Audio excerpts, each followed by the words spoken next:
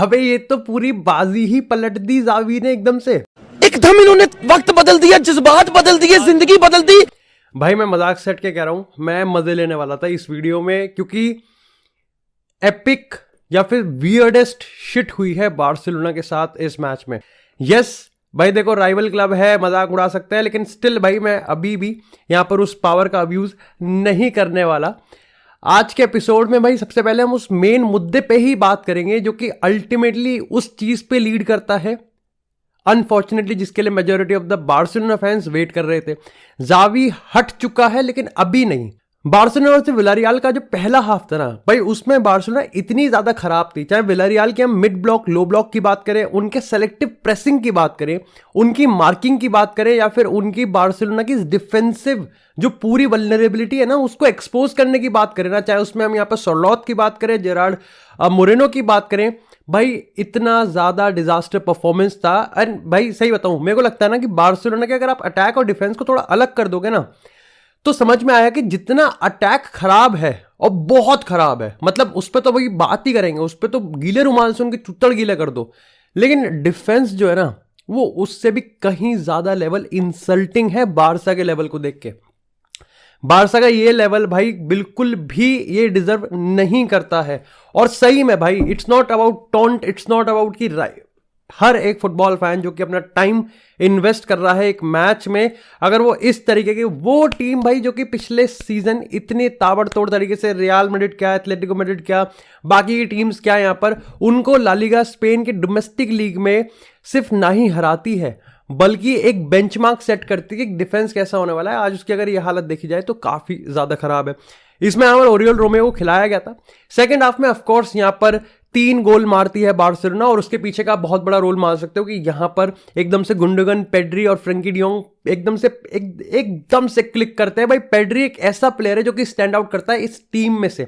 Of course यार देखो, एक टीम में जब यंगस्टर्स खेलते हैं, कुबासी की बात करें, आप पेड्री की बात करें, लमीन यमाल की बात करें, जो कि अगेन कुछ हरकत करता है, कुछ ना कुछ कोशिश करता है, लेकिन जब आप 3 गोल मार सकते हो, ये गेम कहीं ना कहीं एक दूसरे को आउटस्कोर करने की, और विलारियल ने जिस तरीके से गोल स्कोर किया ना, आप कह सकते हो कि उन्होंने अपना 100% दिया भी नहीं, उन्होंने बस बहुत मिनिमम सा काम किया, और वो था बारसा की डिफेंस को खोलने का, जो कि ऑलरेडी खुली हुई थी। मेरे को याद है ओले गुनार सोल्शायर के अंडर यहां पर ऐसे ही गोल खाते थे, बस फर्क इतना था कि हमारे में मैग्वायर इतना ज्यादा यहां पर विजिबल होता था कि हमको लगता था कि भाई ये तो इंडिविजुअल मिस्टेक हो रही है और ये तो सारे प्लेयर्स ही बेकार है, पर सिस्टम उतना ज्यादा खराब था।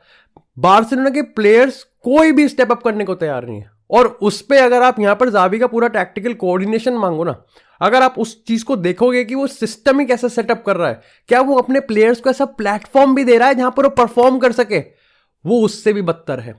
ऐसे में यहां पर ये चीज तो होनी थी। ऑफ कोर्स भाई अगर हम यहां पर पेनल्टी शॉट की बात करें, देखो मैं कंफ्यूज था, लेकिन अगेन अगर वो देख ही नहीं रहा बॉल की तरफ और उसका हाथ यहां पर बॉडी के पास है, तो मेरे को लगता है कि पेनल्टी नहीं देनी चाहिए। और ऑफ कोर्स अगर तुम यहां पर खिसियाए हुए हो, बार्सिलोना के फैंस हो, तो तुम्हारा बनता भी है। 5वां गोल विलारियल ने जो मारा, वो मैं आपको बता दूं कि बार्सिलोना ऑलमोस्ट इक्वलाइज करने वाली थी और वहां से गोल खा लिया।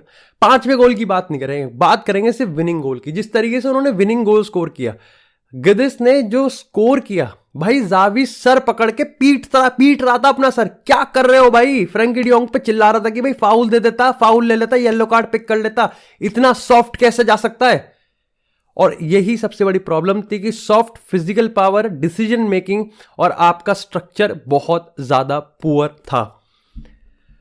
यह होना था। अब अल्टीमेटली डिसीजन पे बात करते हैं।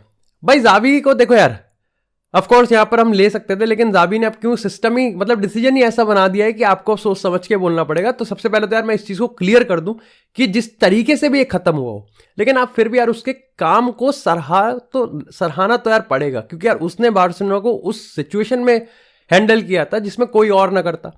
आप कह सकते हो कि अब जहां पर वो उसको लेके आ गया है बार्सिलोना के प्रोजेक्ट को, वो भी अपने आप में काफी ज्यादा वर्स्ट सिचुएशन है, लेकिन जब उसने पिक किया था इससे भी गई गुजरी थी, ये मानना पड़ेगा। रीसेंसी बायस को थोड़ा हटाना पड़ेगा। लेकिन फिर यहां लॉजिकल पॉइंट मैं आपको बताता हूं, मेरे को नहीं लगता कि यहां पर आने वाले 3-4 महीनों की अगर हम बात करें, सुपर कप एस्पाना में आप हार गए, एल क्लासिको में, उसके बाद कोपा देल रे में भी बाहर हो गए, आप यहां पर टॉप 4 के लिए मेजॉरिटी ऑफ द सबको पता है फुटबॉल फैंस को कि बार्सिलोना के पास इंडिविजुअल क्वालिटी है कि वो यहां पर टॉप 4 अचीव कर लेंगे।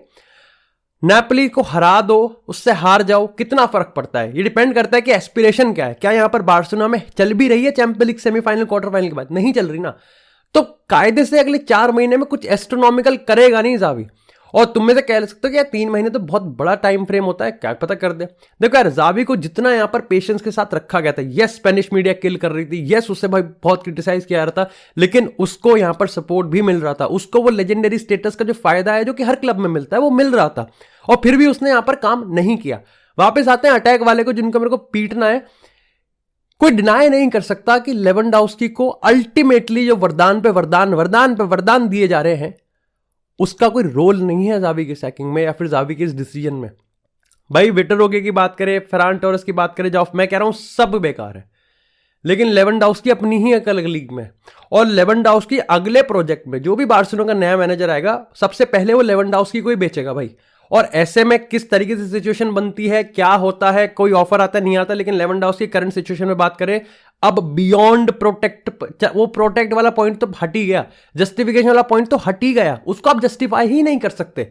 वो इस तरीके से खेल रहा था। उसके फर्स्ट टचेस की बात करें, बेसिक फुटबॉल की जो चीजें होती हैं भाई, अब वो भी नहीं कर पा रहा था। लॉजिकली स्पीकिंग, जावी को मेरा कहने का मतलब ये था कि 4 महीने में ऐसा कोई भी एस्ट्रोनॉमिकल चेंज नहीं आता, बार्सिलोना अल्टीमेटली उसको सैक कर ही देती है। और उसको पता है कि भाई बेटर यही रहेगा कि यहां से अब मैं खुद ही चला जाऊं, क्योंकि इस प्रोजेक्ट को मैं नहीं हैंडल कर सकता। इस प्रोजेक्ट, इस ईगो को, इस ड्रेसिंग रूम को, इन प्लेयर्स को अब मैं नहीं हैंडल कर सकता। यस, वो इनकेपेबल था इन प्लेयर्स की मेंटालिटी को, सिस्टम को ठीक करने में, मेंटालिटी को लिफ्ट करने में, लेकिन ऑफ कोर्स उसने जिस तरीके से अपना स्टेटमेंट दिया ना कि यहां से अब रिटर्न नहीं है, यहां से वापसी नहीं हो सकती उस लेवल पे, ये इसका पूरा प्रमाण पत्र है कि भाई यहां पर जावी को पता चल गया था कि भाई अब हमारा कुछ नहीं हो सकता।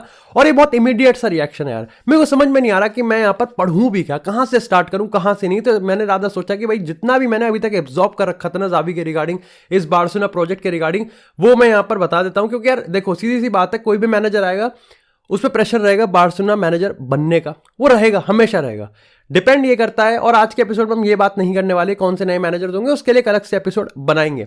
अभी का फैक्ट ये है कि जावी को पता है कि इससे 3-4 महीने का चांस मिला हुआ है। उसे पता है कि यहाँ पे सैक होगा, नहीं होगा, और अल्टीमेटली उसे सैक होना ही है। वो कुछ भी कर ले, अगर खैर वो अच्छा कुछ भी कर लेता तो शायद से बच भी जाता प्रोजेक्ट, लेकिन उसको पता है कि उसके टैक्टिकल ट्विक्स की बात करें, लेवेंडोव्स्की फेवरेटिज्म की बात करें, अगर प्लेयर्स डेवलप की बात करें, तो यहां पर कुछ भी काम नहीं कर रहा, बल्कि गुंडोगन पे ही सवाल खड़े होने लग गए, फ्रैंकी डियोंग पे खड़े होने लग गए, पूरे स्ट्रक्चर सिस्टम पे खड़े होने लग गए, डिफेंस पे खड़े होने लग गए, गोल्स लीक हो रहे हैं, मैचेस जो जीतने चाहिए वो हार रहे हो।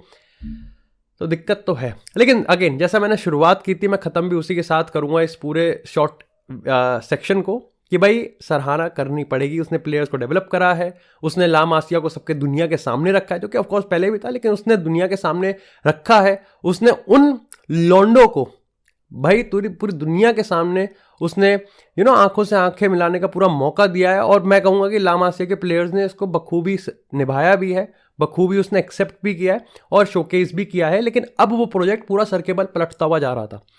अब बात करते हैं यहाँ पर रियल मैड्रिड की गेम की।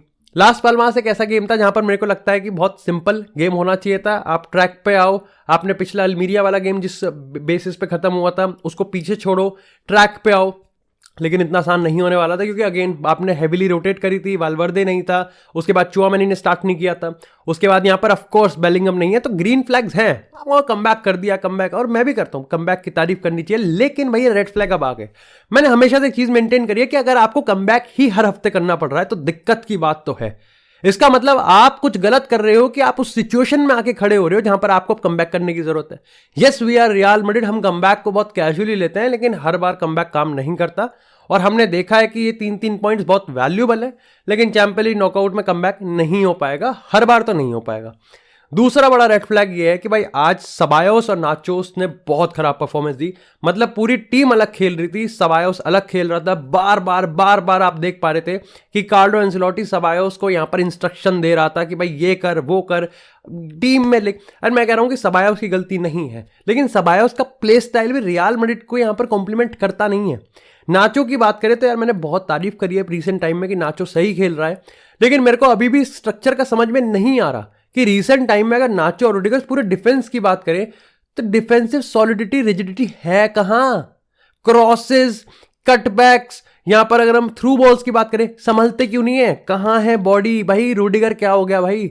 रूडिगर तो एक ऐसा डिफेंडर था जो कि एग्रेशन के लिए जाना जाता था, और तू भाई बुल्ली हो रहा है, ऐसे ही गोल, इतने चीप गोल कंसीड कर रहे हो भाई तुम। ग्रीन फ्लैग्स की बात करते हैं। अगेन विनीसियस का गेम मेरे को सो लग रहा था, रॉड्रिगो अगेन पर्पसफुल लग रहा था और इजी नहीं होने वाला था क्योंकि बेलिंगम नहीं था।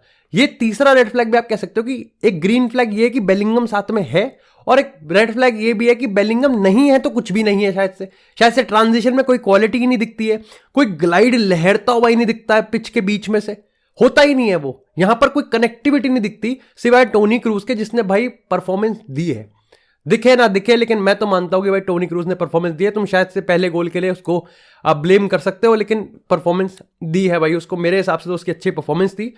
एक ग्रीन फ्लैग की बात करते हैं, विनीसियस का गेम सो मेरे को लगा, लेकिन अगेन विनीसियस की एक खासियत जो कि हमेशा स्टैंड आउट उसके साथ करेगी, दैट इज हिज मूवमेंट। उसका मूवमेंट और उसका इंटेंट हमेशा रूथलेस होता है, हमेशा एग्रेसिव होता है। ही कुड बी सेल्फिश, उसकी कुछ डिसीजन मेकिंग ऐसी होती है जैसे गोलकीपर का निप्पल उसकी आंखों पे है, भाई फिर भी चिप करेगा, कैसे कर लेगा चिप? है ऐसे ऐसे जाएगी, नहीं जा पाएगी ना, that's the point. But again यहां पर उसका जो इंटेंट है, कामाविंगा की क्वालिटी बात करें, टोनी क्रूज की क्वालिटी की बात करें, चुआमेनी, अगेन वाल्वर्दे की बात करें, ऐसे मिडफील्डर है जो कि अगर अटैकर्स उनको एक अपॉर्चुनिटी और एक टाइम फिनिश दे देना रन के साथ, तो भाई ये मिडफील्डर्स कुछ कमाल कर सकते हैं। और आज हमने यही देखा, चाहे कामाविंगा की बात करें, चाहे हम चुआमेनी के गोल की बात करें जिसने अपने बर्थडे पे गोल मारा, तो अल्टीमेटली रियल मैड्रिड के पास आप कह सकते हो कि आज सिस्टम इतना बढ़िया काम नहीं करा, लेकिन आज इंडिविजुअल्स ने स्टेप अप कर दिया, जो कि अगेन हमारे पहले सेक्शन के राइवल्स में नहीं हो पा रहा।